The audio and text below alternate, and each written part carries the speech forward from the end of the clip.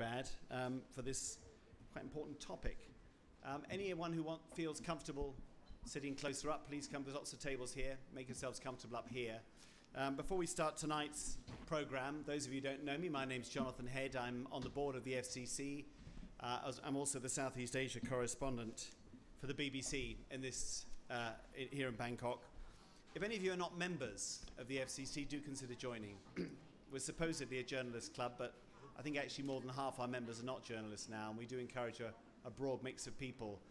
And we try to keep these events going at the club because this is really the only space in Bangkok where you get a very wide, free range of debates on all topics. Some of them very contemporary and political, some of them social, some of them quite offbeat. We also on Mondays have a series at the moment of documentaries that we're running. They've been extremely successful and they're very unusual. They're the kind of films that you really won't find anywhere else in Bangkok. We've got a great documentary coming up next Monday, a Swedish one called Astrid, which is really, really worth coming for. So look out for those. If you join the club, you'll be on our regular newsletter. Next Wednesday, we're planning to hold a panel discussion on the impact of Donald Trump on East Asia. People who've watched long and hard. I think everyone's in somewhat new territory, so I'm not quite sure what we're going to get from our contributors. They're all people who've watched this region for many years, and yet even the most seasoned analyst of East Asia or any other events of the world, I think, is slightly bewildered by what, in fact, Donald Trump is going to do for Asia and indeed for the rest of the world. So whatever it is, it'll be highly speculative, but probably quite entertaining. So come along if you're at all interested in that. Let's get on to tonight's topic, and it really is one of great importance and one close to my heart too. I mean, I've lived in this country long enough, I've got a family here, to see that despite all the impressive progress Thailand has made in so many other areas, road safety really is a serious problem. The numbers are just staggering. It's amazing for a Thailand that has done incredible things. You think about healthcare, family planning, dealing with AIDS, infrastructure, all the things it's done, and yet to find itself number 2 in the world as the second most dangerous roads in the world for road safety after Libya. I mean, Libya has a barely functioning government and a recent history of civil war. It also has, I know from experience, having been there, fantastic highways and camels that just walk across as your driver hurtling on the highways going along, so there are all sorts of risks there. So it is obviously a source of great concern that Thailand's road statistics remain so dismal, despite almost endless campaigns by governments. Is almost as predictable as the sun rising in the morning, that come the new year or come the Songkran festival, beforehand the government will announce yet another campaign to try and reduce the road toll, and at the end of it all we'll tot up the horrible statistics of fatalities and realise that actually no progress was made at all. So we were very keen to have this panel discussion. We've got some very distinguished set of experts here who are going to run through why Thailand has not been able to improve road safety and give some ideas about perhaps practically what it can do given the lack of progress so far. And we're very pleased to have Dr. Liviu Vedrasco from the World Health Organization. He has a long and distinguished career in development and emergency aid work, but he's been back in Bangkok for the last few years focusing on road safety, and he's actually taken a number of officials from Thailand. He works very closely with the government and taken them to other conferences where road safety ideas are put forward. So he's seen in practice all the discussions that have gone on advancing road safety. We've also got Nikorn Jamtong. He's a veteran politician. You won't know it to look at him, but when I spoke to him earlier, he explained he actually had a very serious car accident many years ago, which inspired him to get involved. He's also a former deputy transport minister in the first tax administration, but since then he's a Chart Thai politician, but he has actually devoted himself to road safety and started the Thai Safety Club, bringing together different senior officials and others who are very concerned about promoting road safety, and works very hard in the current National Assembly to try and raise the profile of the issue within the current government. We also have with us today Dr. Manoon Leechawengwongs. He's actually a medical doctor working at Vichayut Hospital, but he's worked particularly on the area of drowsiness and how to combat that. It was As I don't think if any of you were following the news, but we had this horrific accident in Chonburi on the 2nd of January. And like so many accidents in Thailand, it seems an overworked driver of a passenger van dozed off, which is why the collision happened. And so he's got a lot of interesting ideas about how that can be combated. And we're very pleased to have Wallop Ngarmson from the Department of Land Transport, who will be giving us an outline of what the department is doing. It's, of course, one of several departments that are involved in road safety in Thailand, which is perhaps part of the problem. I'm sure our speakers will touch on that. The Thailand's Road Safety Action Initiative sits within the Disaster Mitigation Department that sits within the Ministry of Interior, but then roads themselves are part of the Ministry of Transport. So you have all this division of responsibilities that sometimes I think gets in the way of actually improving road safety. So without further ado, I will ask Dr. Liviu Vedrasco just to give us an outline of how road safety is addressed at a global level and how that can be applied best in Thailand. Good evening, and thank you very much for the opportunity to give an overview of the global situation and also how things are being addressed in Thailand and the progress, if at all, is being made. Globally, unfortunately, we are not doing much better than Thailand is doing. So between the 2013 and 2015 global report, the numbers are plateauing. So we are at around 1.2 million deaths globally, which is a staggering number. It's comparable to deaths from malaria, TB, and very few people actually realize that the number is so high.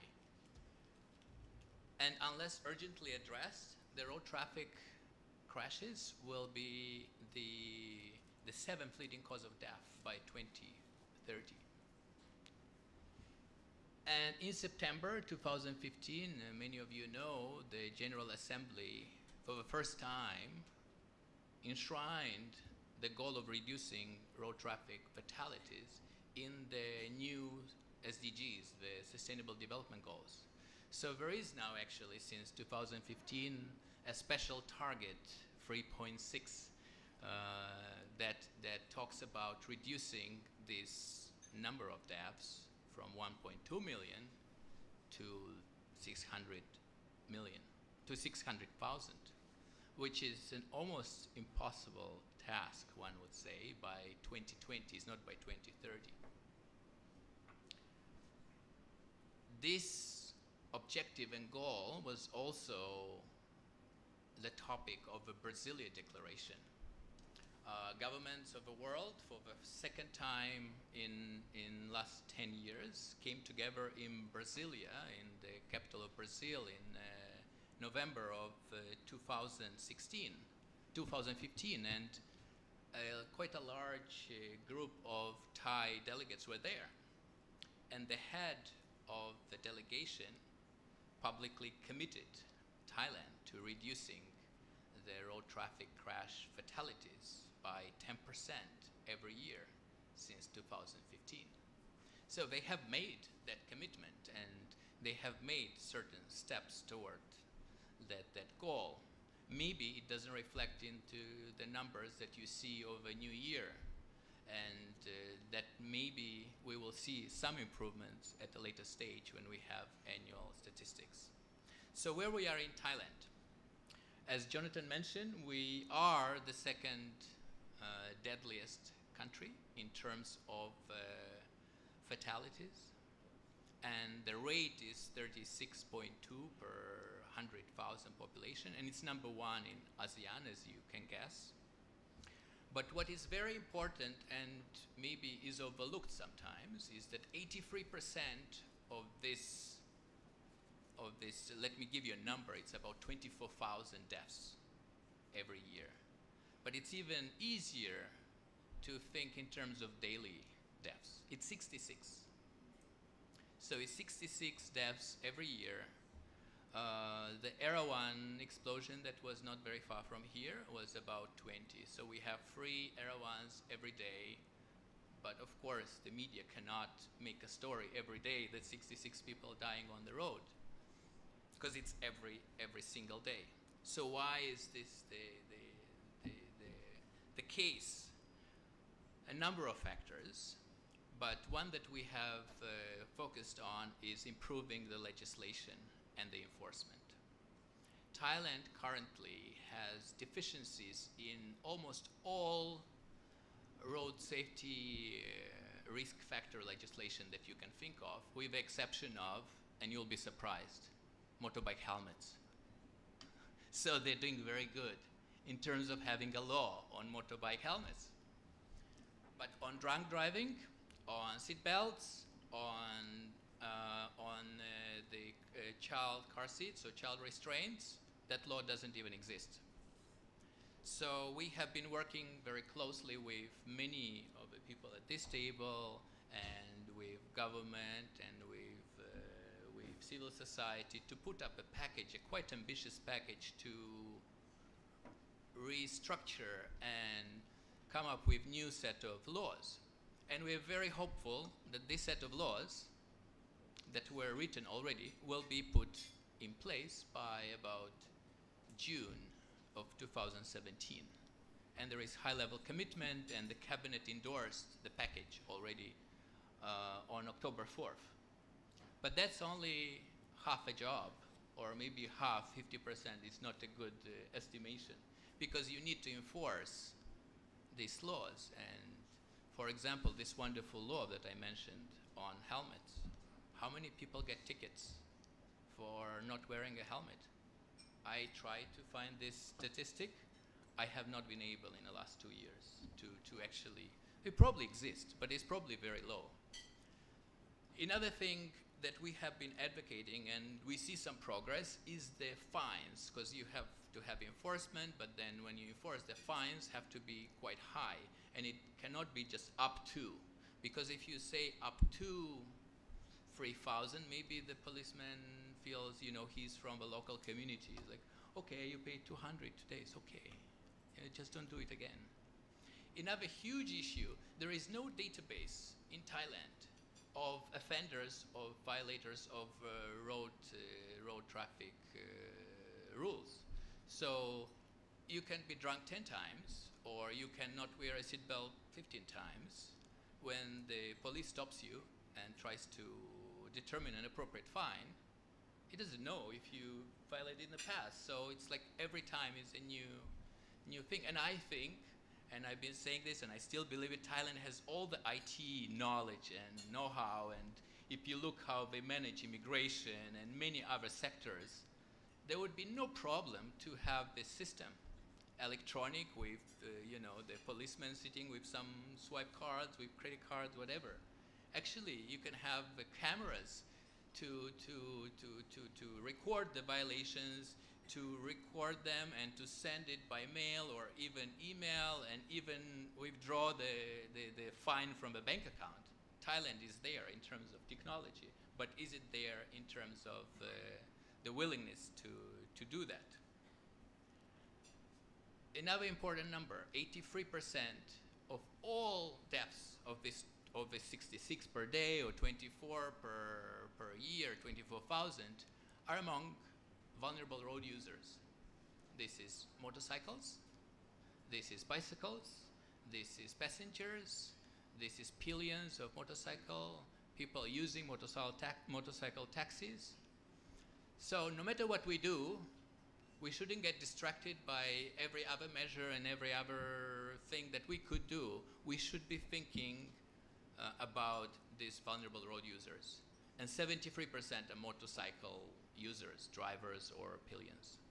So we have to design safe roads, and of course, decreasing the number of motorcycles, which at the current moment is about between 22 registered plus another 7 million quasi-registered. It's a huge number. So even if you can reduce the motorcycle number by 10 million, I think you can save a few thousand lives without doing anything else. So where those people go? Well, they have to go into safe buses, safe metros, and so we have to work to reduce the reliance on this unsafe mode of transportation. And motorcycles are not unsafe if they are used in a proper way at the right speed with a helmet in a dedicated lane.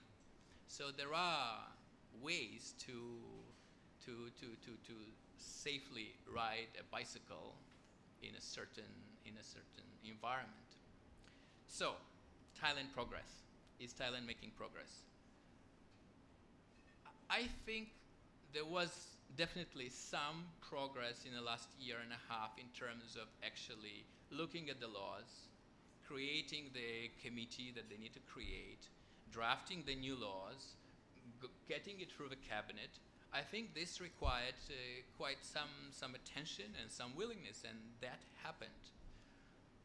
So now it remains to be seen if they will take it forward and start enforcing. The fines also have increased drastically in these new regulations that have not been approved yet. So actually the fine for drunk driving is can be now 20, 30, 40, 50,000 baht, which, as you know, you lived in Thailand, this is a considerable amount of money for someone making 10,000, 20,000 a month. So if that is actually enforced, it will lead to some improvements. So there are these laws and regulations that are in process to be passed, and now we need all to advocate and lobby for proper enforcement. And I want to end up with a few final notes that we really need to ourselves also and the government to switch from this seasonal thinking. There is nothing special around New Year except for maybe more cars. Maybe people drink a little bit more, but they drink every day and they drive every day and they die every day on the roads. And I was thinking that switch happened last year, but now this year when I saw again this campaign around the New Year, I thought, oh, it's again to this seasonal. So hopefully we can all work together to announce at least a year of road safety in Thailand. Maybe that will do something, but maybe even that is not sufficient. And the coordination and the energy that the government puts around this needs to be strengthened. And WHO and other UN agencies, and I'm sure other organizations stand ready to assist Thailand in making some progress in this. And whatever we do, think about these 83 vulnerable road users, and it has to get to the top political agenda, and it has not been. So thank you very much, and later on we'll take some questions. Thank you very much, Dr. Liviu. Kun Nikorn, you've worked on this for so long. I thought it might be interesting to hear your perspective. Not long, because for this I went till now is about 15 years wait for it. Because of thank you for Jonathan and all of you to having me here, giving me the opportunity to share with you your problem of road safety in Thailand. We are here because of the 7 dangerously days that passed by. And in New Year holiday, we lost 478 days, increased for the year 25% from 380 from last New Year. I mean, 7 dangerously days. And but like you said that we are number 2, the second of the world's most unsafe road, and the first in ASEAN. And in fact, okay, we are afraid of those numbers, but if we look deep inside, it's all. Sorry, just switch the mic over here. It's all just only we got 478.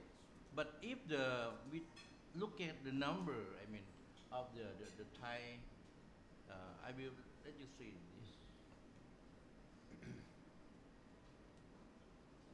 Further up to there, okay. Here. This is the number of the data from WHO.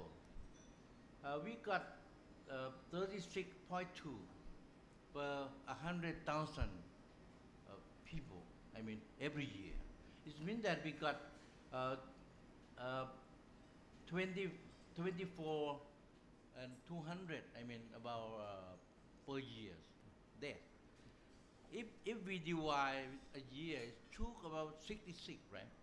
And if we got 66 per day, in 7 days we got 462.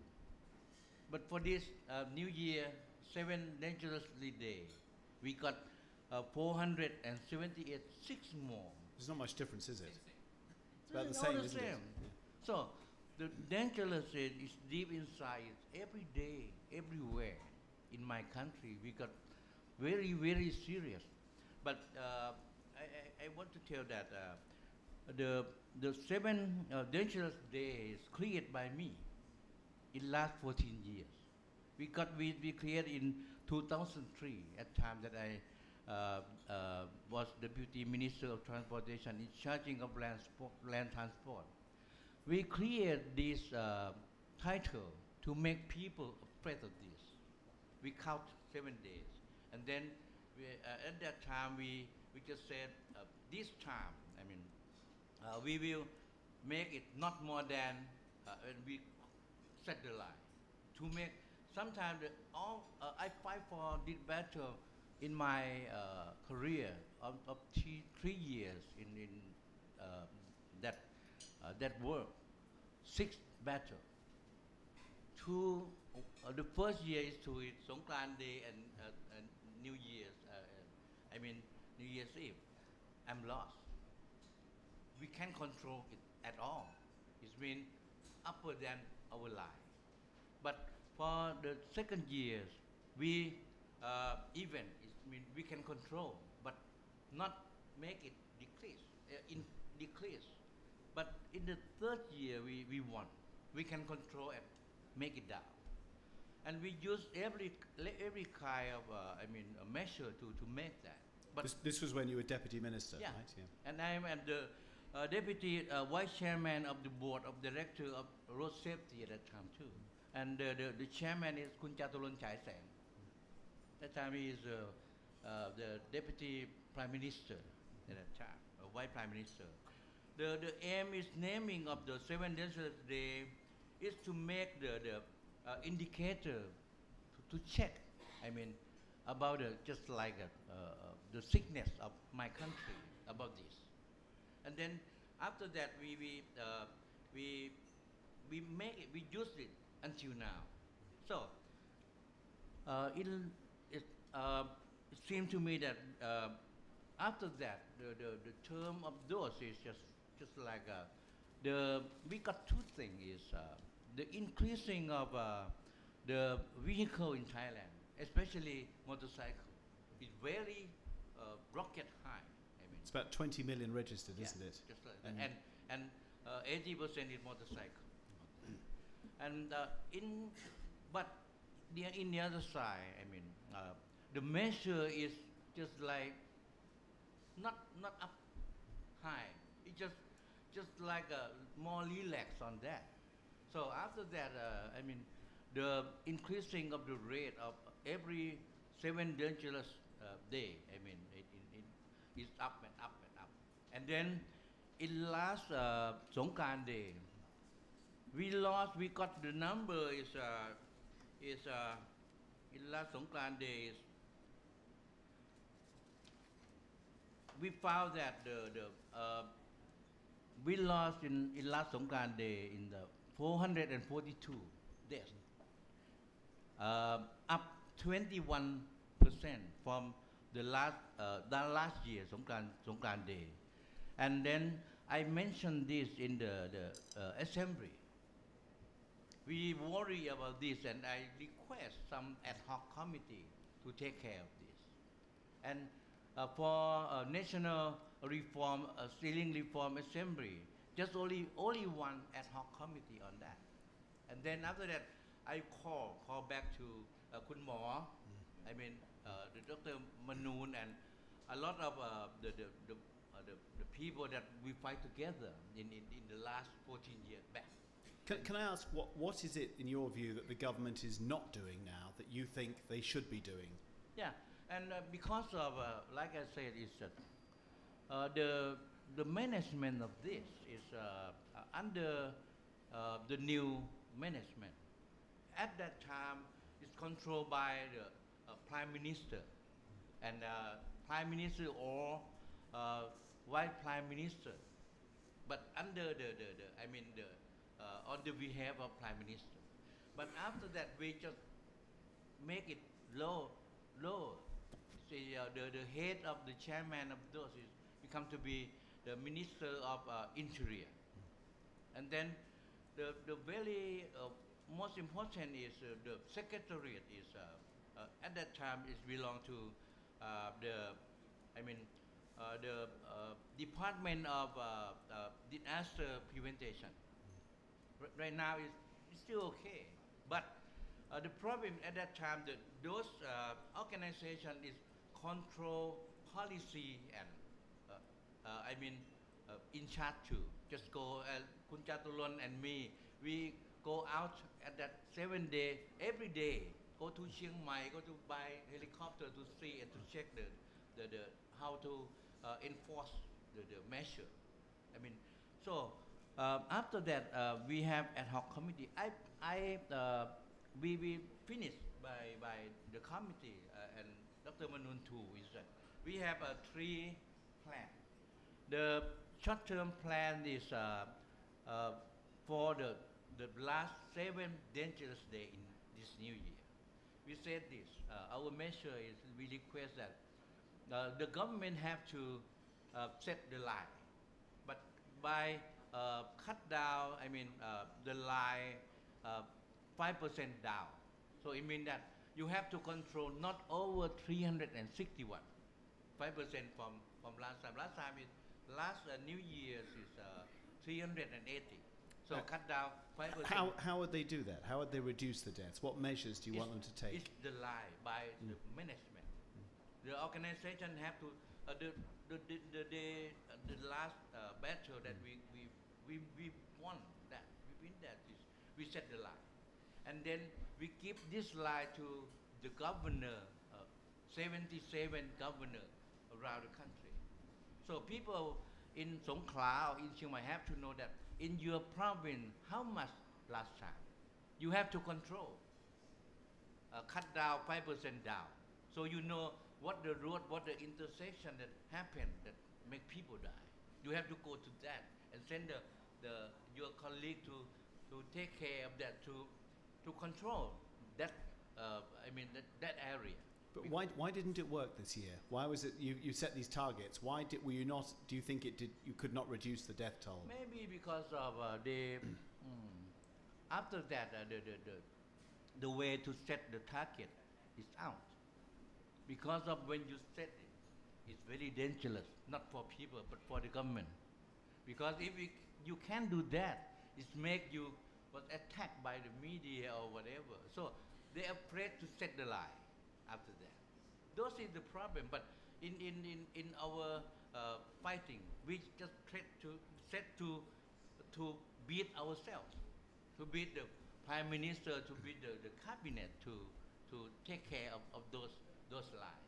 And then maybe this year is just we still in the sadness. So maybe the government think this time people they don't have any the party. Because you still in black and white in this year. You think they thought there would be not many people on the roads? Yeah, because no countdown, no party, no. But everything is just no measure strong this year. And then we got 478. But the problem is, I think, if you believe, we in the committee, we know that this is will break this year. But the next thing that we worry is we set the second plan, midterm. We made the not short term, but in the 5-year plan, followed by Brasilia, followed by WHO. That Brasilia declaration said that you have to have the master plan. We set the master plan for government 5 years, and then the thing that we afraid, very afraid, more than 478 last 7 days that we found that we afraid. Is we will have by the calculate our committee is 120,000 in next 5 years. 120,000 waiting or is coming to my country. 120,000 dead in 5 dead. years. And we have the plan. Our plan is we sent to the government is this. We said Successive strategy to the government, and right now we will force them to follow this. And then the 478 we will free for that. We will use that to make this. You understand? This is still in my calculation or in my imagine that okay, we lost this, but we have to get this. And people will look at that and they'll say, we saw that when Thailand declared a decade of road safety back in 2011. Now we see it again in 2016. Is it going to make any difference? The problem is after we sent this, I went to UK. So we have the workshop by WHO, and then I will take this to the assembly. And I said, I never say anything about to blame that last 7 days that we lost. But the chairman of my assembly have to promise me that he will take this to the prime minister, because this is more important than that we love, because of every day same, just 6 more, that's it. And then for this is 6 safety that we create by the committees. One is we follow the WHO, which is +1. But for WHO, the first one is road safety management. But we have to up the road safety law and enforcement, because people in my country, they never obey the law. So we up, the second to the first, and the first to the second, just like that. So, and the sixth safety is road safety law and enforcement. So we need to, in this country we have a lot of laws already, but we lack of enforcement. You can see, we have so many laws, so, and we up and up and up and make new law always, but the law enforcement, we have the problem of that. And road safety management, like I said, we have to back to the organization that just like have political will to control. Because if you have just only minister of one ministry, he can't control another ministry.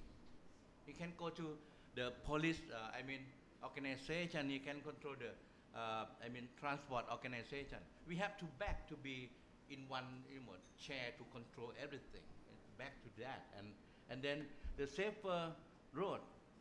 We have the road that the danger road, but enormous. But the problem, the big problem is safer vehicles, and the van that took just 25 deaths in this time.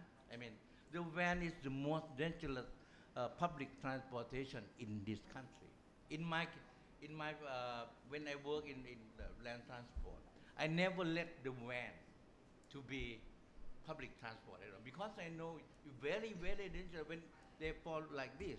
Where are you gonna go out?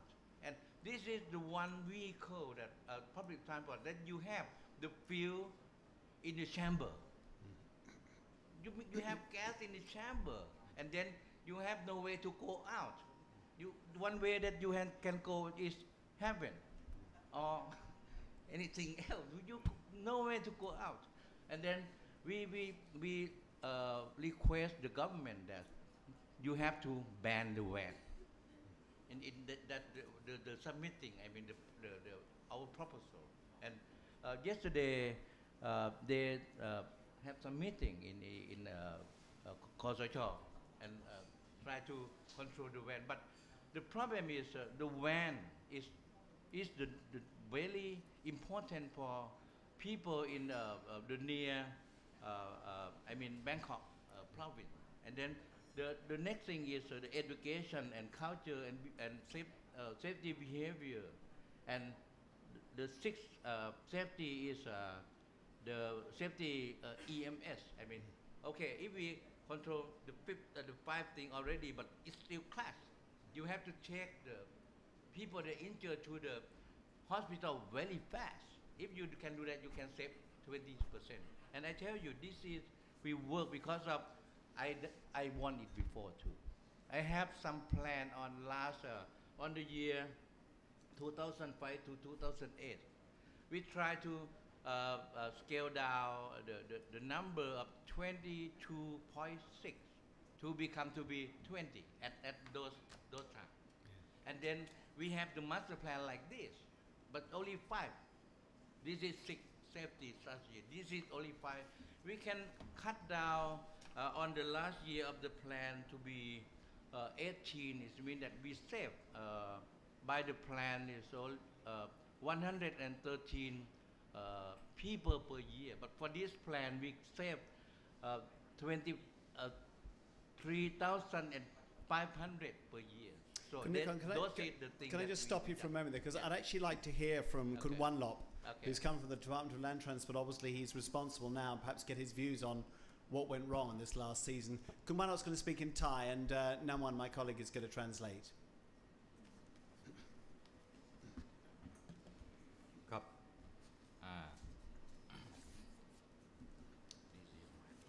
ในเรื่องของความปลอดภัยในการใช้รถใช้ถนนเรามียอมรับครับว่าเรามีอุบัติเหตุเยอะอันนี้ผมคงก้าวเข้าไปเลยว่าในสาเหตุของการเกิดอุบัติเหตุเอาจากสถิติของสำนักงานตำรวจแห่งชาติก็แล้วกันครับ 90% เกิดจากคนแล้วในการที่อุบัติเหตุที่เกิดจากคนนั้นมาจากพฤติกรรมของคนเป็นสำคัญนะ So we accept that Thailand has many road accidents, and according to data from the Royal Thai Police, 90% of those road traffic accidents are from human actions. In other words, actions resulting from human beings. ครับผมจะพูดใน2เรื่องด้วยกันเรื่องหนึ่งคือการสร้างความปลอดภัยหรือการนำความปลอดภัยในการใช้รถใช้ถนนไปสู่ประชาชนอีกเรื่องหนึ่งคือการสร้างความปลอดภัยในการใช้รถใช้ถนนจากประชาชนนะการนำความปลอดภัยในการใช้รถใช้ถนนไปสู่ประชาชนนั้นผมคงพูดในนามของกรมการขนส่งทางบกนะว่ากรมการขนส่งทางบกนั้นเราทำอะไรบ้าง So I'm going to talk about 2 issues. The first issue is in terms of creating safety towards people, and the second issue is in terms of creating safety from people. And I am speaking on behalf of the Department of Land Transport. ครับในการนำความปลอดภัยในการใช้รถใช้ถนนไปสู่ประชาชนนั้นกรมก็คงเป็นในเรื่องของมาตรการต่างๆนะทั้งในเรื่องของการพัฒนาในเรื่องของการควบคุมคนนะทั้งในส่วนของคนขับรถโดยทั่วไปและคนขับรถสาธารณะในการควบคุมและในการพัฒนาคนนะครับในการพัฒนาของคนขับรถนั้นกรมการขนส่งทางบกได้พยายามเพิ่มความเข้มข้นในกระบวนการในการออกใบขับขี่มากขึ้นโดยลำดับนะครับ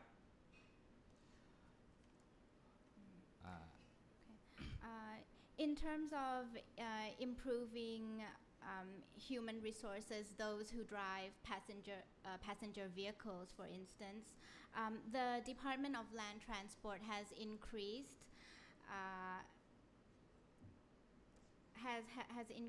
the efficiency in terms of issuing driver's license. ครับผมย้อนกลับไปไกลๆนิดประมาณก่อนปี 2540 ลงไปนะครับ ในการออกใบอนุญาตขับรถ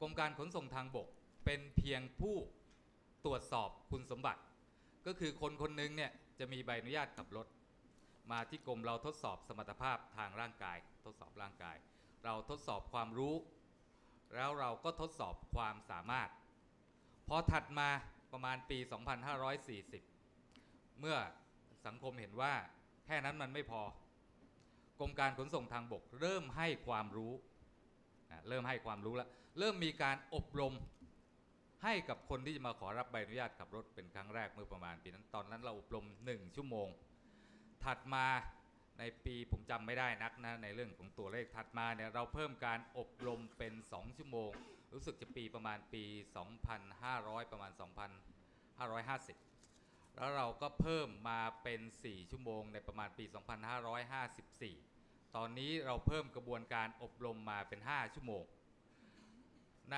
ปี 2561 ที่เราวางแผนไว้เราจะพูดง่ายๆครับเราจะบังคับให้ประชาชนเนี่ยต้องฝึกหัดขับรถกับหน่วยงานหรือองค์กรที่เราหรือกับกรมการขนส่งทางบกเองหรือกับหน่วยงานที่หรือองค์กรที่เราให้การรับรองอีก10 ชั่วโมง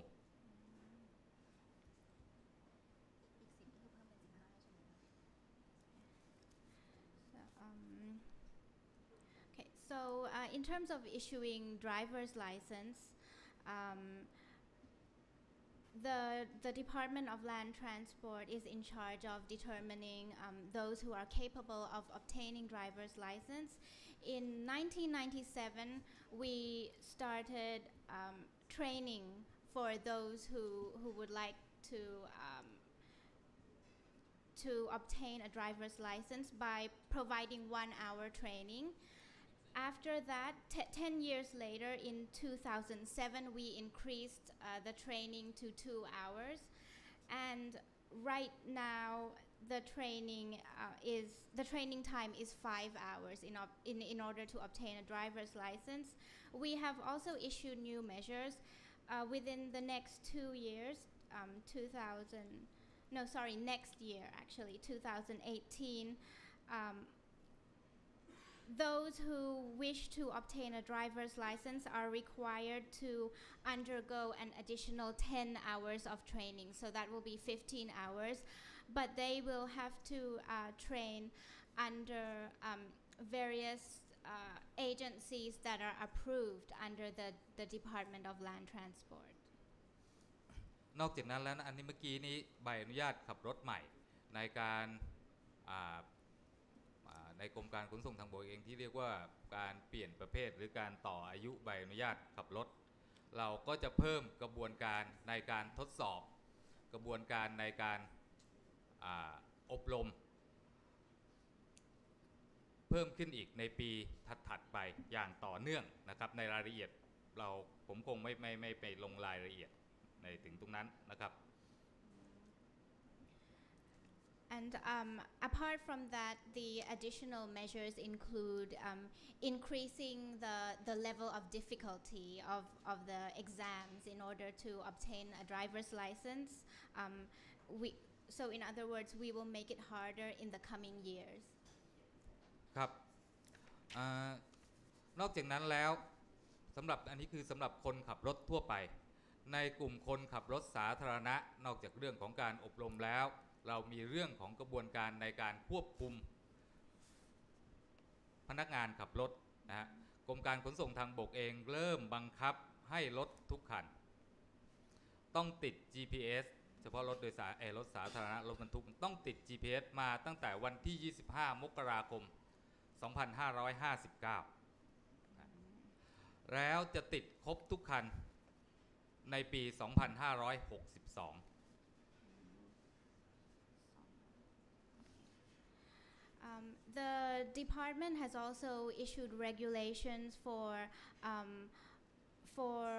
all vehicles to install GPS systems starting from January 25th, 2016, and for all of them to install. That was the starting date, and we have an aim for all of them to be installed by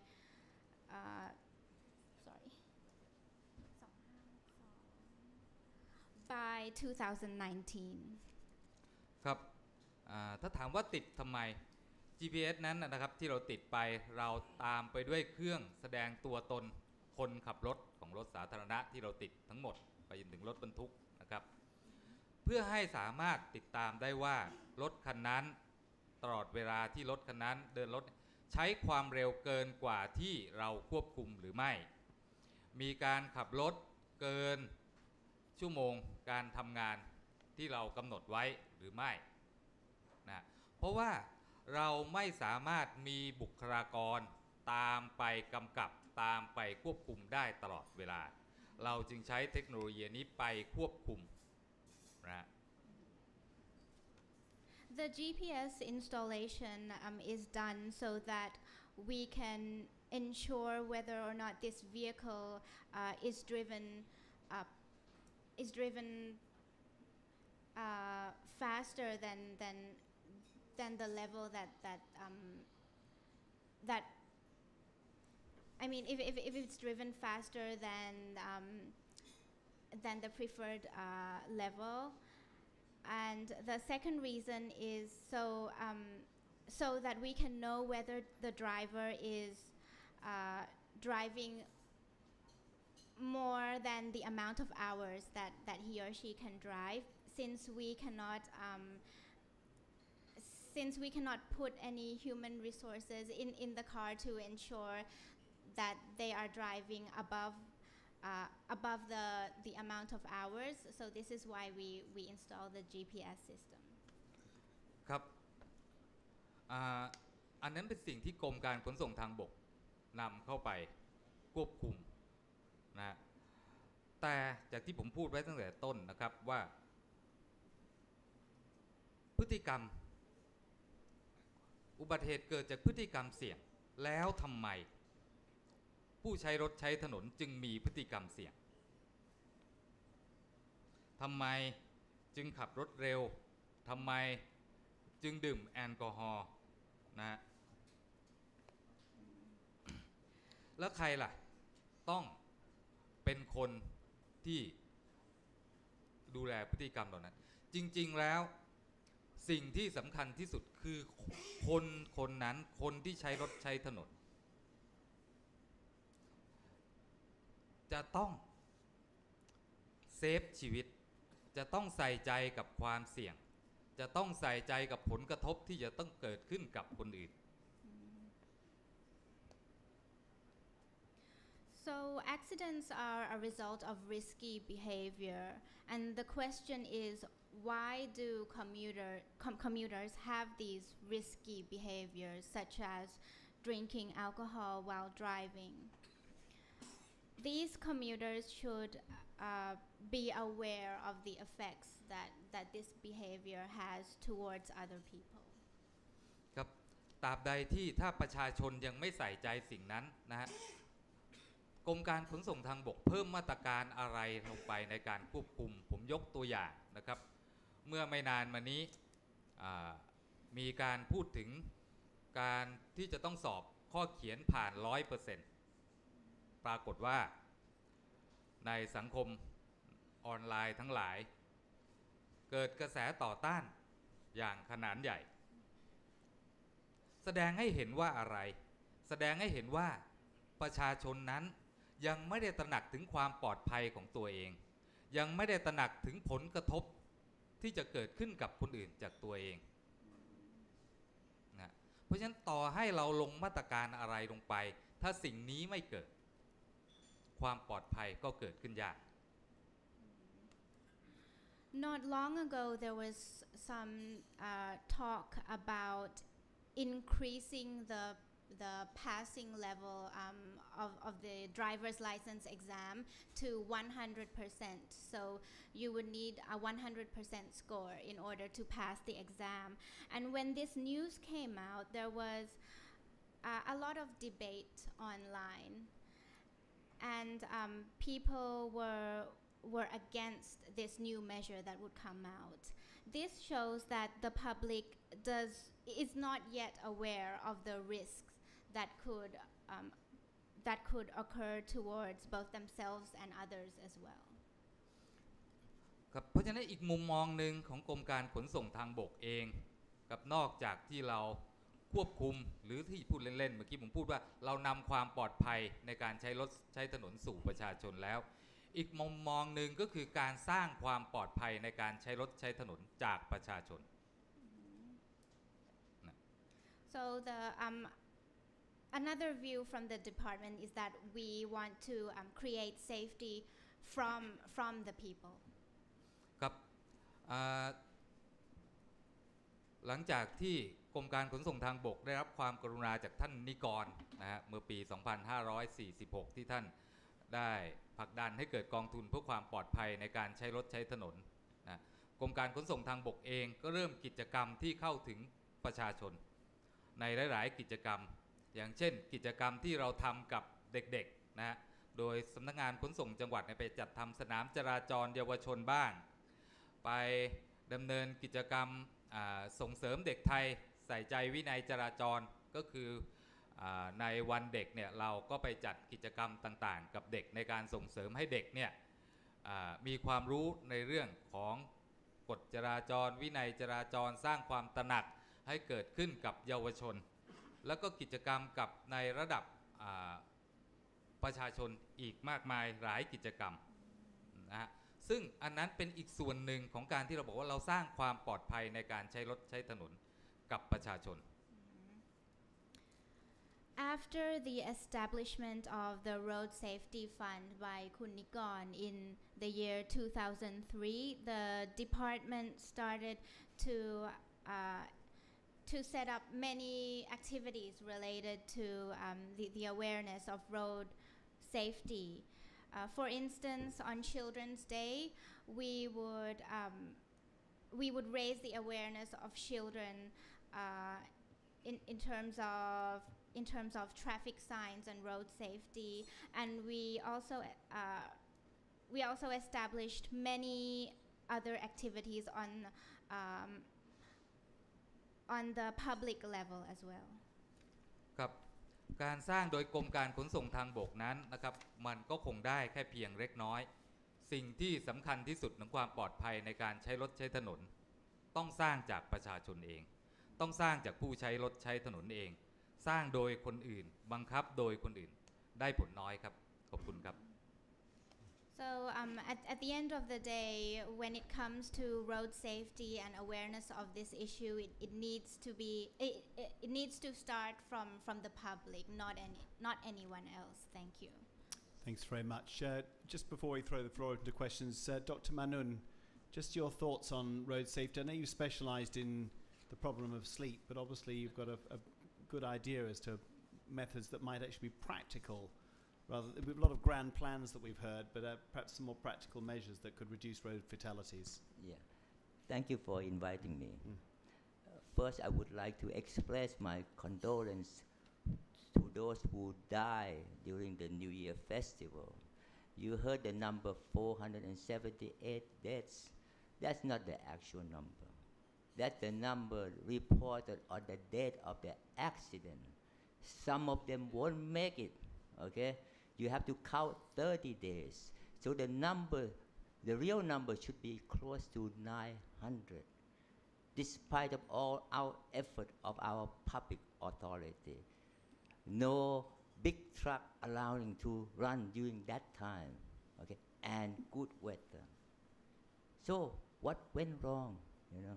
You heard about the tragic accident that the van driver who fell asleep at the wheel, crossing the lane and hit the pickup truck, and the fire broke out and killed 25 out of 27 passengers.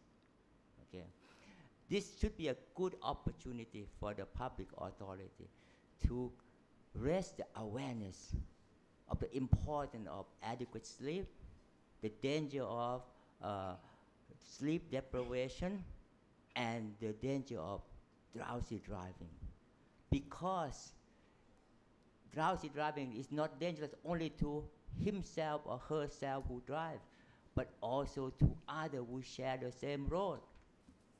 Okay, and I suspect that they look at the number, okay, by the public authority, which is not clear to me. They say 2.9% of, I don't know what, is due to micro sleep or drowsy driving. 2.9% of what? Of total accident or the total number of deaths? You understand? You follow me? 2.9% of what? If it 2.9% of death, it couldn't be, because you have 478 deaths and 25% death due to drowsy driving. That is 5% already. So I would say that 2.9% of total number of accidents, okay, which come out about 110 accidents due to drowsy driving.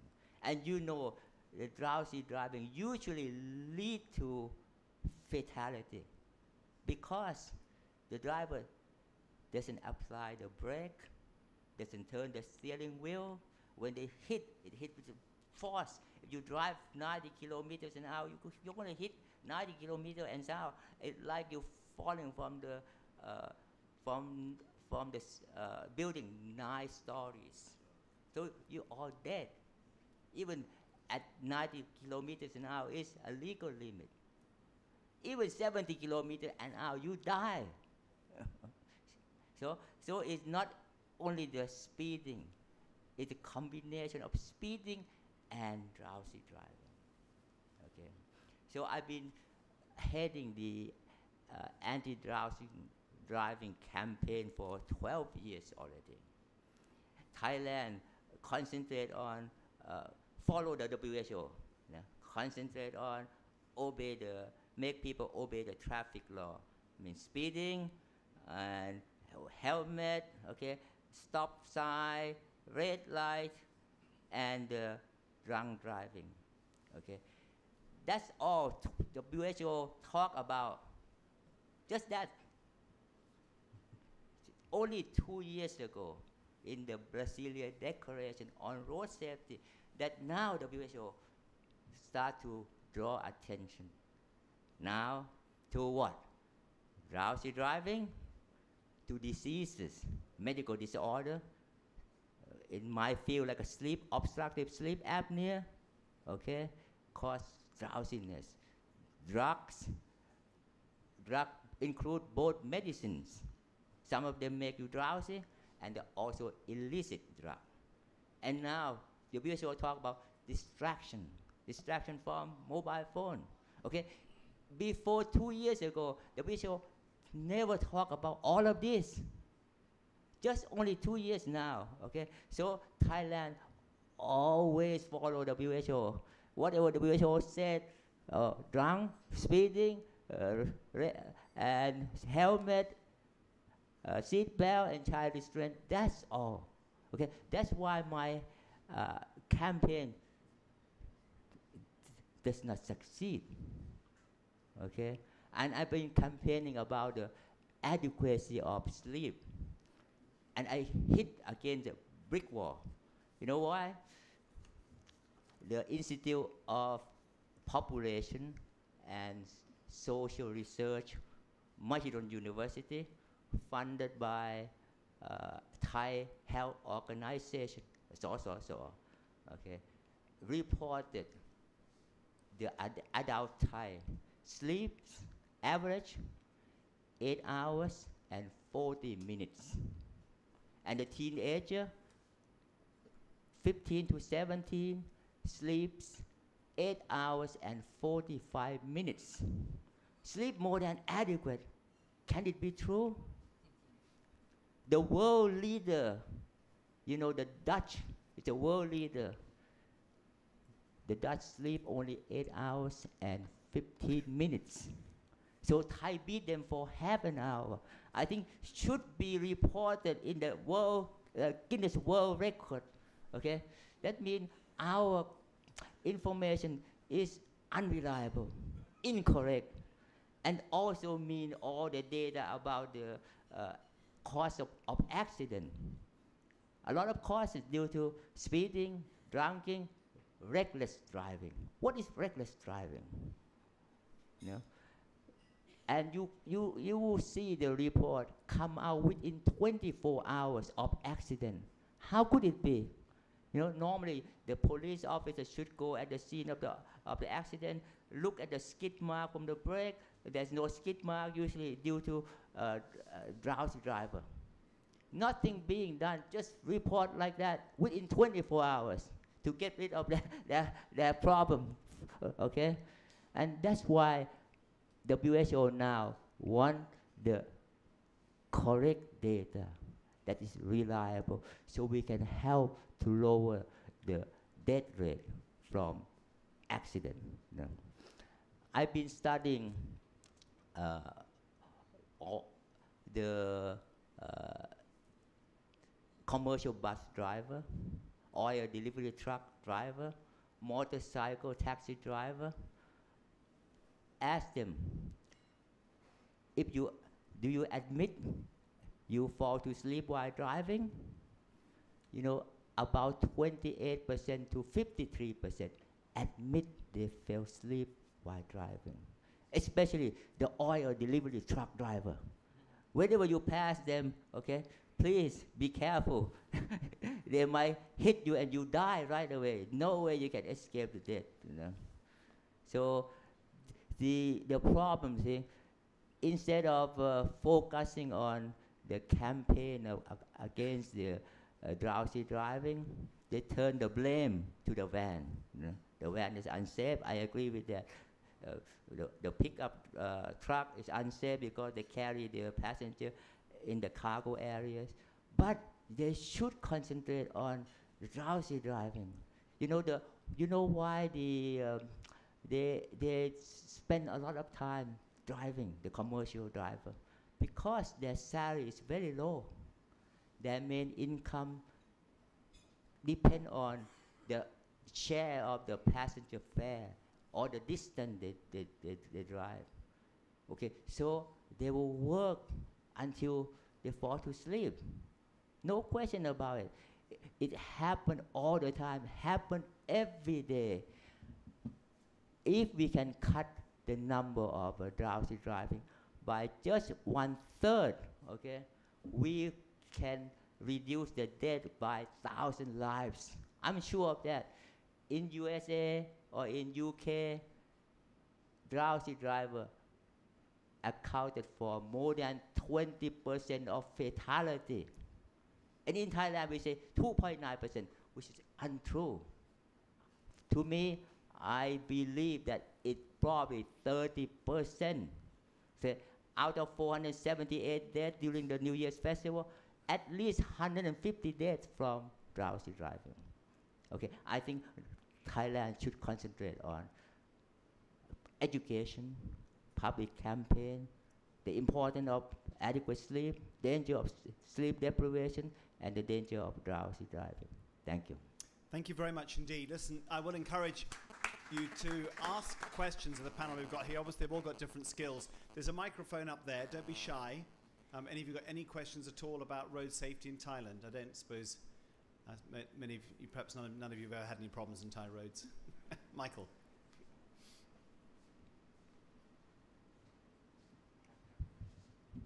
Hi, Michael Mackey, freelance.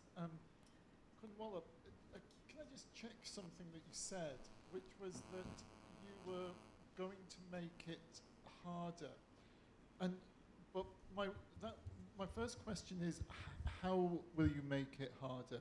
And the other question... This is for the driver's license, yeah, right? This is for the driver's license. Is that driver's license a general one, or do you require a second license to drive commercially? For example, the kind of deliveries that Manoon is talking about. That's my first question, if you could deal with that.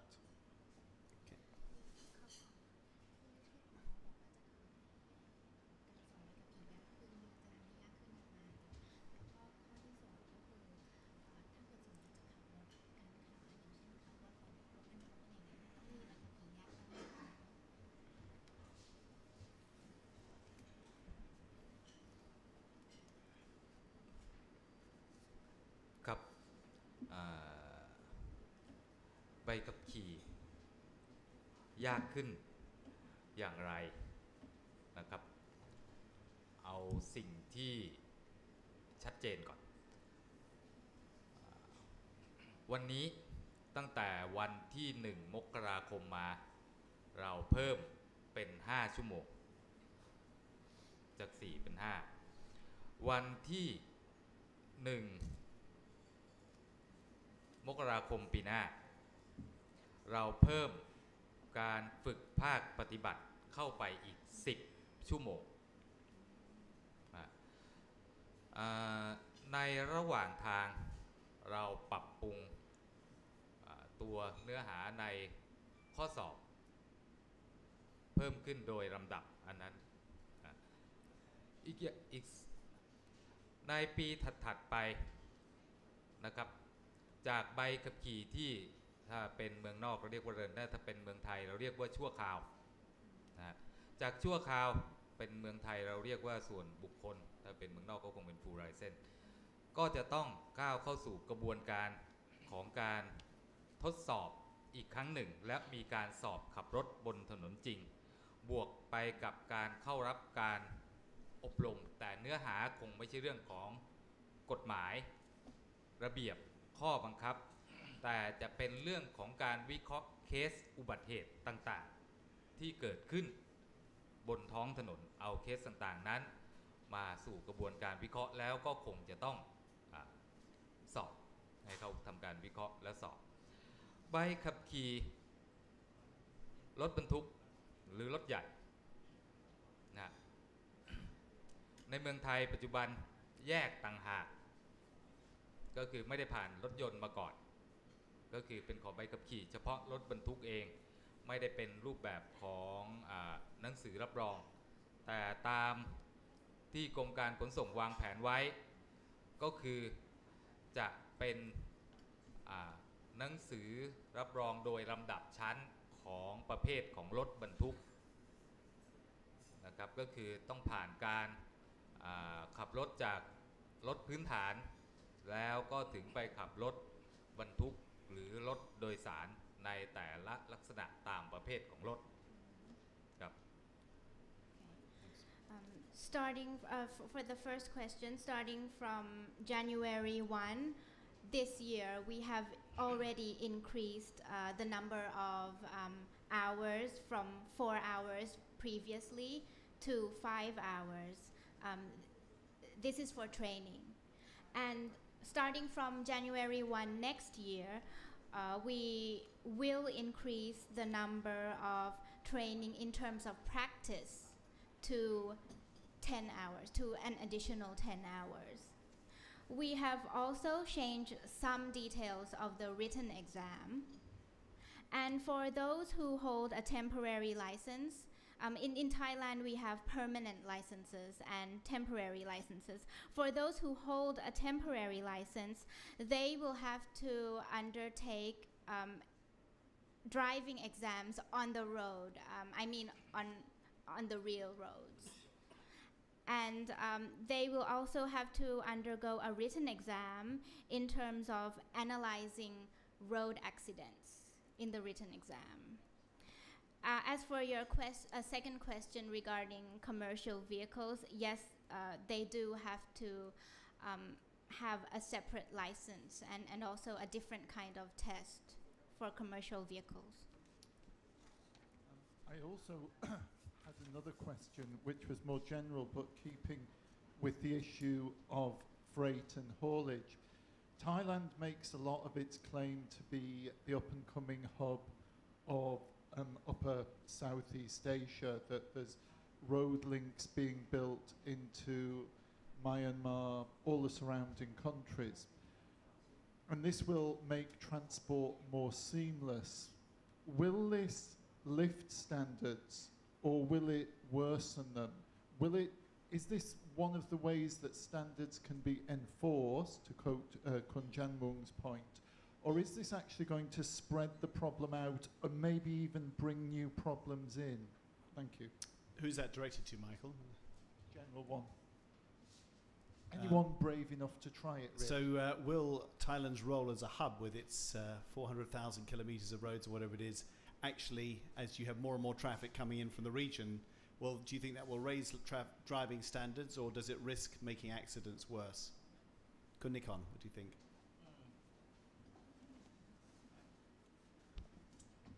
Make me clear about the question again, please. Will Thailand's role as a hub, it's a logistics Yeah, hub, with the amount of traffic that's going to come through increasing, Okay. will that make it worse or will it make it better? I think it's not better. Not better. It's just, you mean it's hub here. Yeah. It's around. Well, no, that's arguably Thailand's greatest claim, is to be a logistics hub. You know, everyone from the Greater Mekong region will be able to come through Thailand.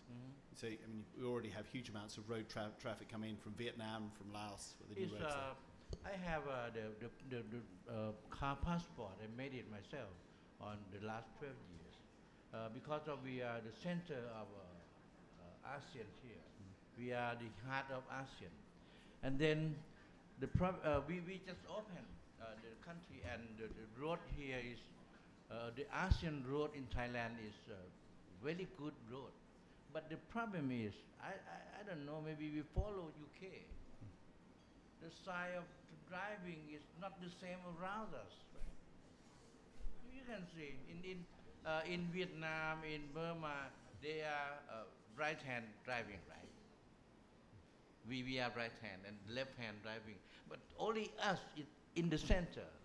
Those is will make if you let the vehicle flow from around. I mean, to via hub, and we don't know the case will danger for the guests or danger for the people here, because of the way to see is very hard on that. So those is, but myself I can change. I think about this, just change to the other side, like the mass around us. But there's an interesting point about Thailand's role as a hub. I mean, some people have argued that Thailand's roads are too good. If you drive in Indonesia or the Philippines, the roads are so terrible you can never pick up speed. In this country, you can drive like you're on a German autobahn. Yeah. And people do. Yeah, people do, because of we have the bribe police or what, I don't know. But we addressed one time in Jakarta when we have the meeting of land transport of ASEAN. And I addressed about road safety in ASEAN to ADB. And I said, you keep the money, to loan money for poor country, and then without the safety, and then you give the debt to the country too, and then we altogether we took 2 years and make like this the master plan on ASEAN.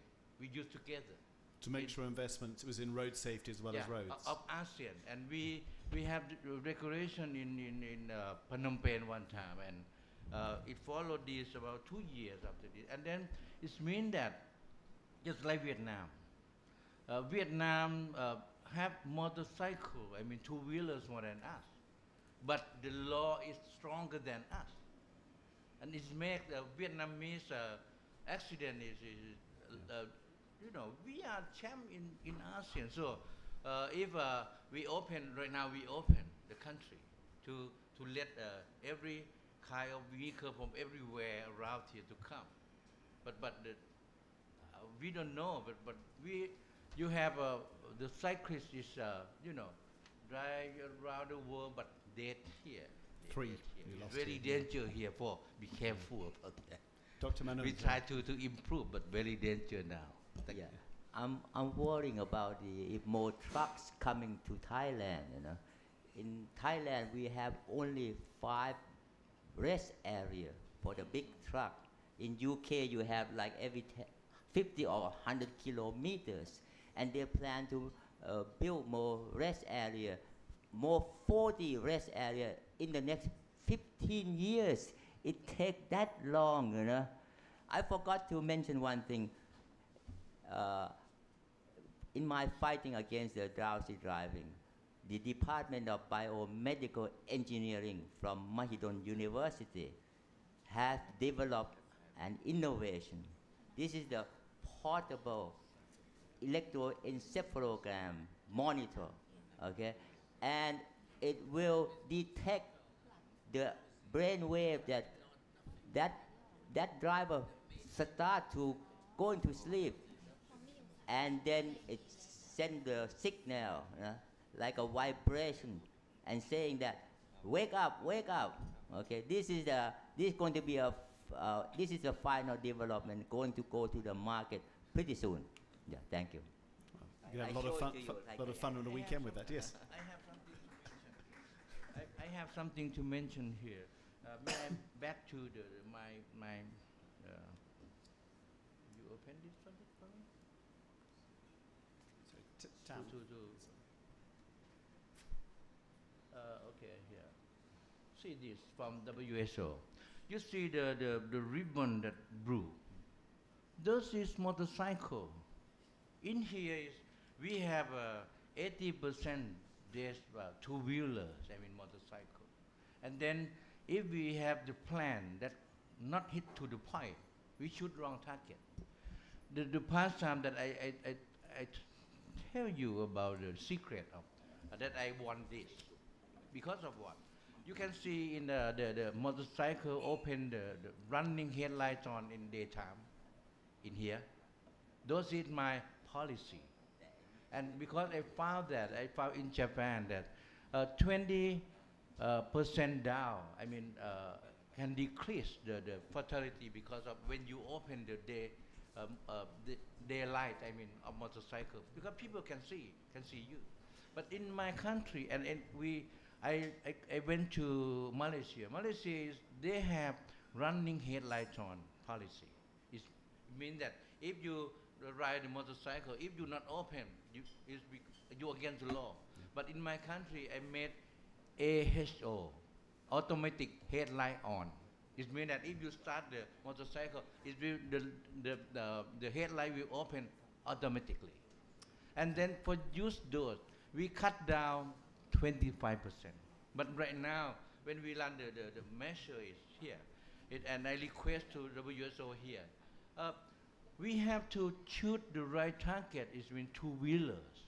And I went to UK in last December, and I addressed in there that we need the technical data or information from the USO to how about the speeding of motorcycle. We got 125 cc, but you can drive about 140 kilometers per hour. It's very fast. So we want to cut down to be 90. And we heard that in some country, in UK, in Japan, they lock the speed not more than 90. But no, we not found that. So I request to WHO and this time to come to my country and study about it and to save the fatality in my country and in Vietnam and in Philippines and in Malaysia. In poor country, we got the problem of this. About 70% or 88% for those. You can see that. Of course, if you put the speed limit on a limiter in Thailand, you know that somebody would find a way around it and fix it. It's very serious. This is the big target. But okay, I agree with Dr. Manoon that drowsy is very dangerous. But how about how many per in 2,400 dead per year? So those is the big target that we have to find a way out to shoot. Can we have the next question, please? Yeah. I'm Andy Silver, retired epidemiologist. I have a comment leading to a question. I don't drive in Thailand. I'm a pedestrian every day. And I think the main danger to my life and limb, not really life, but limb, is motorbikes, especially motorbike taxis. They come after me on the sidewalk. When I get in the taxi, they were likely to try to run into me. When I get out of the taxi, I have to look very carefully to see that they don't run into the door or me. The motorbikes in general, they are driven with utter recklessness. It's completely insane. There appears to be no law at all. Now that's my comment. But just with clarification, this is different from cars. I don't have that experience with the automobiles, just with the motorbikes. So my question is, are there any laws for motorbikes? And if there are, why is there no enforcement? The magic word, enforcement. Anybody could try and tackle that one. Obviously, I think, Kun Wallop, maybe we should ask that to you, why there's so weak enforcement of the laws, particularly relating to motorbikes, but I think we could apply it to cars too. Why do the police not enforce?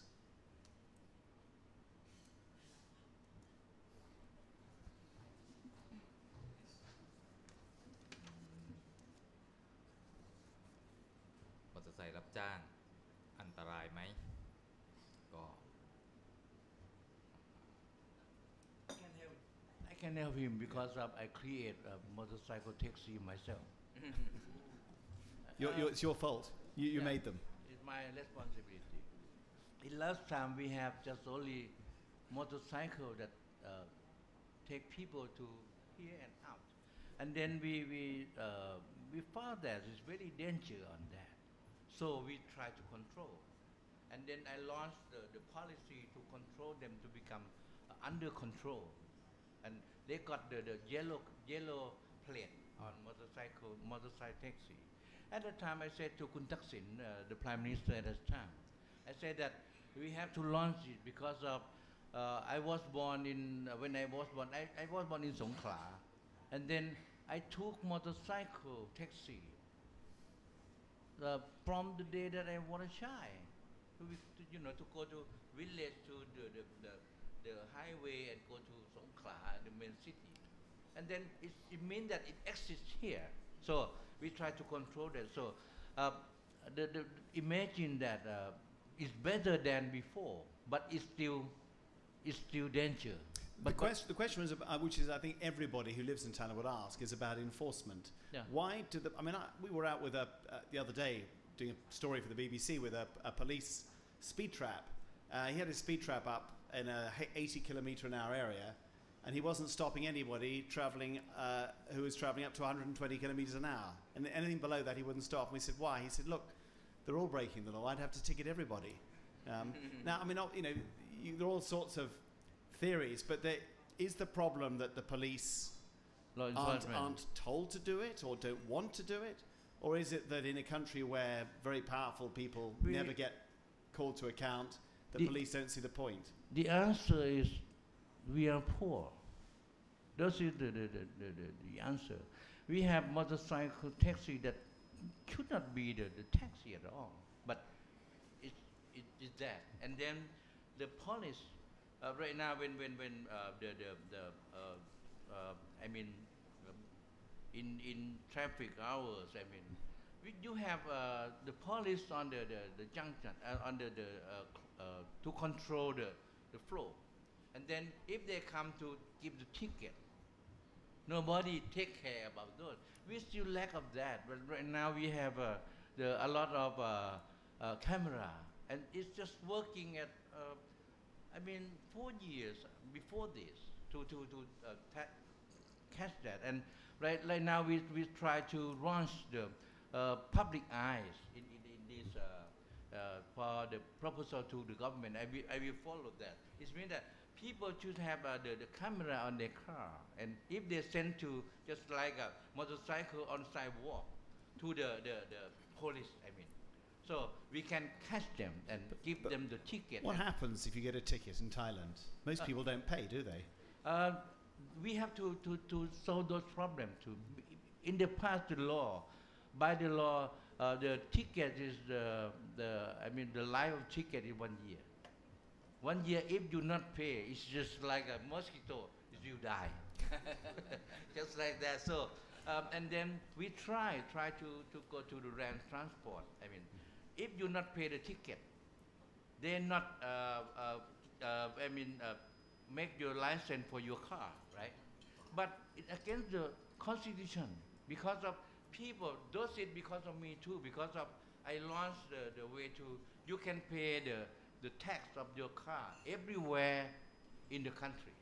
So you have to your ticket have to have the wing to fly. If Dr. Manoon go to Chiang Mai and pay the tax. The ticket from Bangkok have to fly to the Chiang Mai too to control that. And then we have the law, but right now the government just passed in last month about the law, the new law, but not now. But it's on our recommendation is to join about land transportation and police agency to take, to join about the ticket and the license. So it's gonna work next time, but we change the law. But the problem is, just like I said, we have just only ticket and the life is only 1 year. Out of that, it will die. With the next question, please. Yeah. I'm Michael Craven from Thammasat University. I have one comment and one question. When you take a driver's test in Thailand, you get to watch a film after you take the exams where it's just traffic accidents on CCTV, right? And I'm sure you know what I'm talking about. So my question, I guess, for Mr. Wallop is, I assume this is your department.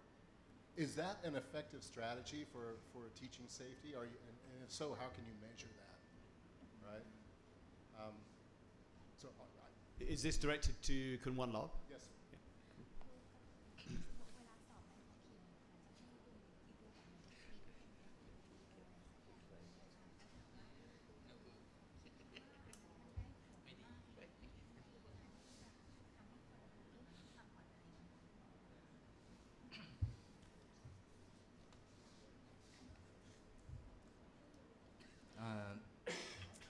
สิ่งแรกที่คนที่จะขับรถบนท้องถนน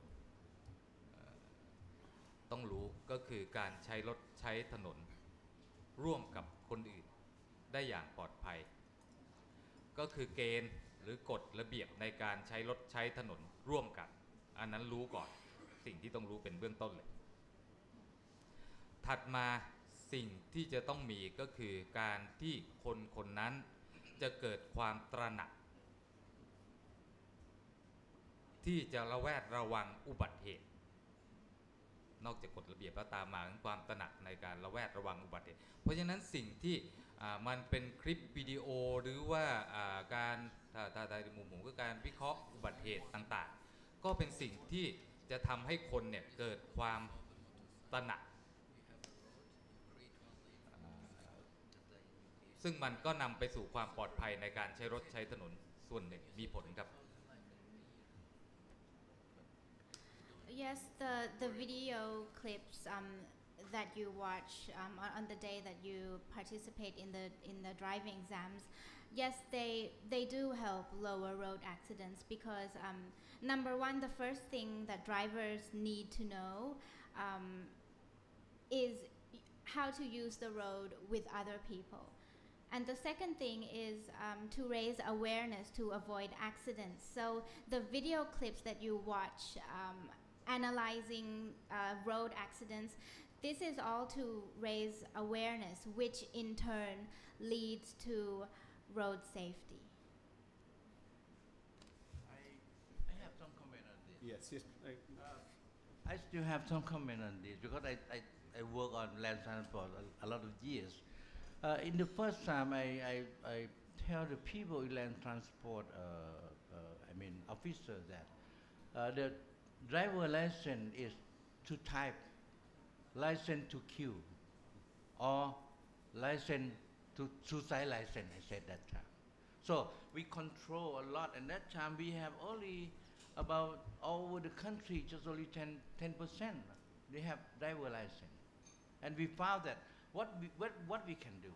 And that time we just go out, and then in last 12 years we go to give them the driver license because we want them to know about the stop sign, about the better than don't have any, right? And then it's not work. And that time we start to make the law enforcement to be up to the top. We go out and then catch them.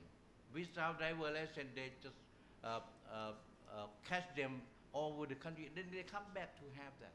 The problem of driver license here, I give the money to this. If you just like he has the driver license, the new. We have the in the past the officer maybe know about what you have to the exam, right? And we change to e-exam by the money from a bit of the license plate that I create by myself. What I got right now, we got about 10,000 million already to sell the plate. I mean license plate, the good number. And then we take to be e-exam. And right now, we just last month, the land transport, director, we have to, like you said, to very strong on exam. And then the test, about driving test a lot. But right now, the problem of driver license is not much. But the problem is just like this year, right? The police said that if you have the ticket without driver license, we will watch it. It's very, very dangerous if you don't have any driver license.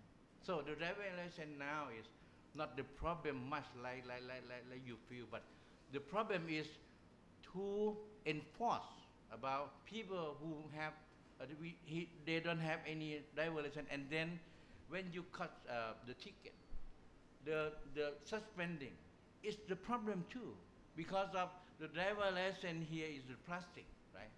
And then the police, they don't have any system that to collect the thing that you against the law.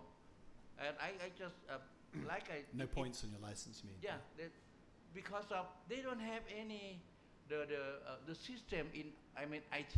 Like I said, the driver license too. You can go to have it all over the country.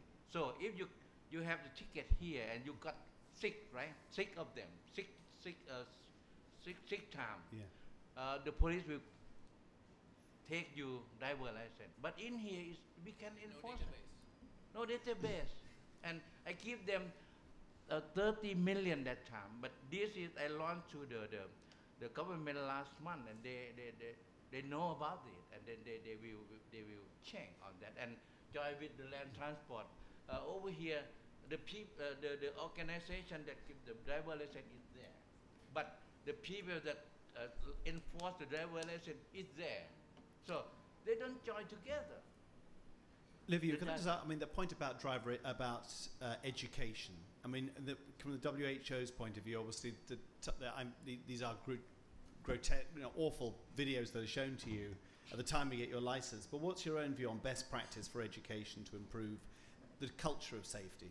The culture of safety is a little controversial how much impact the education has, because when foreigners come to Thailand from countries with very good records, they spend some time here, they start driving like Thais.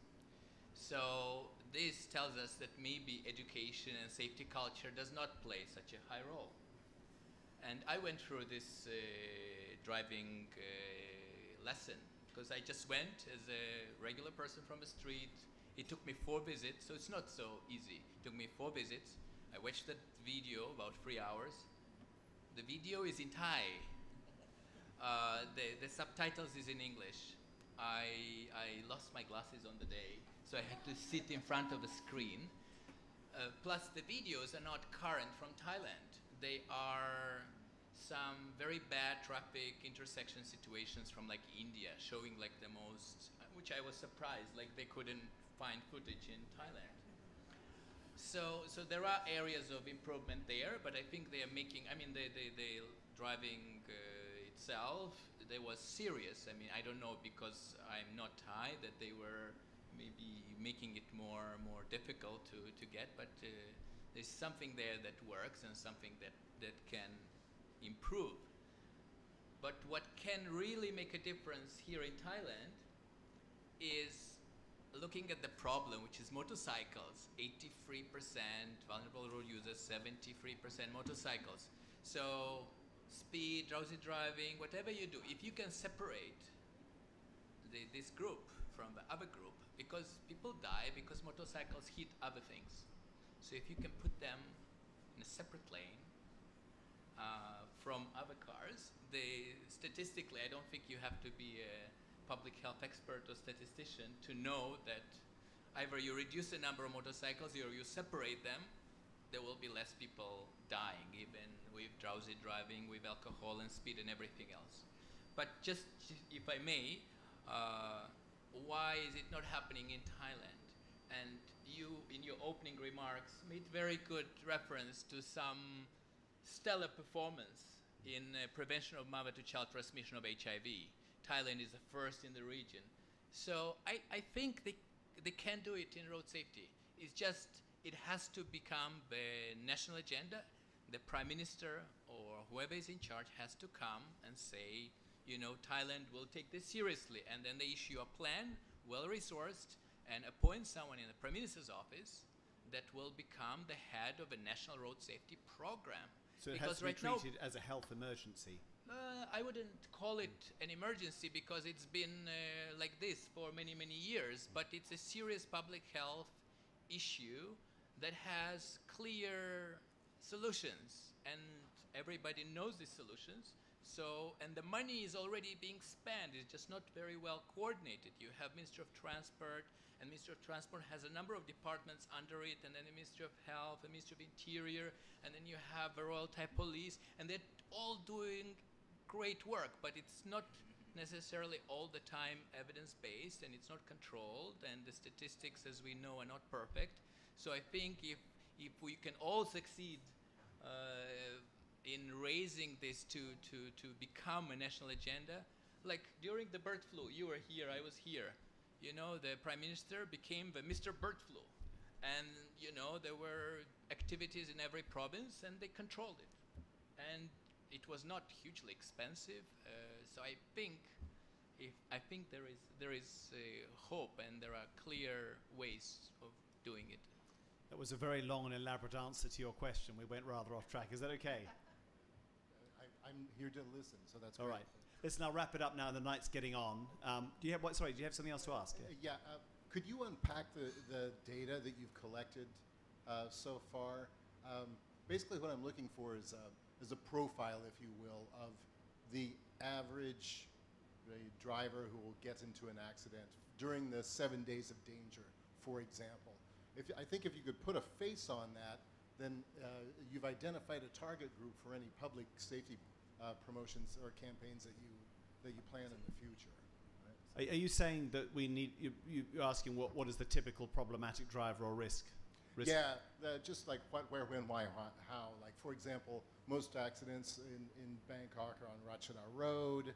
Are they, males between the age of 18 to 21?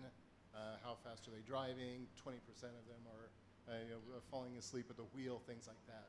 So, if you could unpack that. You've got those statistics, haven't you? I think we have all that information, but the main statistics, I will repeat myself, is 83%, it's 73%. So the typical person who dies in Thailand on any given day, including the New Year, is a motorcycle driver or passenger.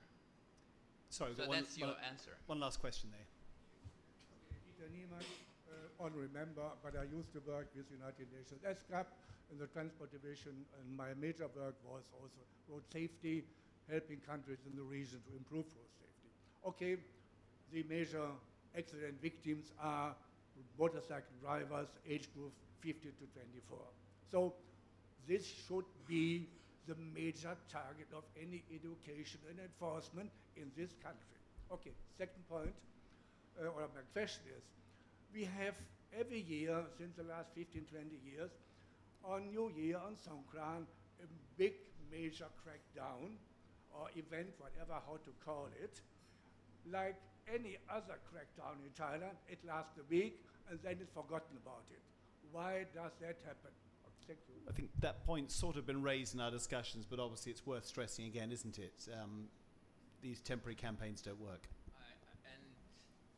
I think there was good attempts to sort of abandon them, and I strongly advocated for sort of ending with this fixation on the campaigns for New Year and Songkran, because they are only distracting the attention from the issue and create a wrong perception in the public eye that somehow people only die or die much more during those periods. So, but I think to understand the government perspective, they also feel they need to be seen as doing something, and they cannot devote all these resources and have all these meetings with hundreds of people all year round.